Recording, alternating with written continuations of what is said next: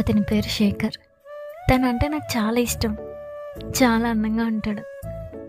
అంతే సైలెంట్గా కూడా ఉంటాడు. అతనికి క్రికెట్ అంటే చాలా ఇష్టం. ఎప్పుడు గ్రౌండ్లోనే ఉండేవాడు. అలా అని ఏం చదవకుండా ఉండడు. అతనే మా కాలేజ్ టాపర్ కూడా. ఆ అమ్మాయిలను అస్సలు పట్టించుకునేవాడు కాదు. కానీ నేను మాత్రం అతని క్లాస్లో ఉంటే క్లాస్లో, గ్రౌండ్లో ఉంటే గ్రౌండ్లో ఉండేదాన్ని అతను చూసుకుంటూ. అలా సాగుతున్న నా జర్నీలో ఒకరోజు మా క్లాస్మేట్ ప్రియా మ్యారేజ్ ఫిక్స్ అయింది.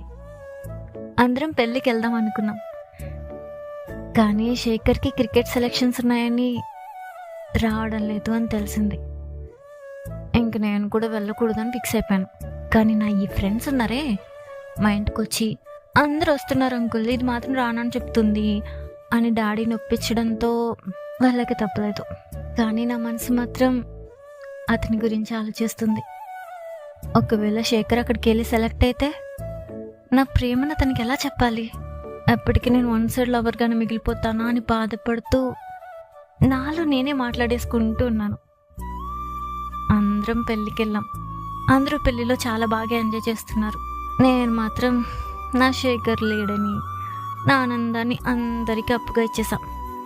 పెళ్ళికి ఒక గంట ముందు అనుకుంటా శేఖర్ వస్తున్నాడని పక్కన తన ఫ్రెండ్స్ మాట్లాడుకుంటుంటే విన్నాను.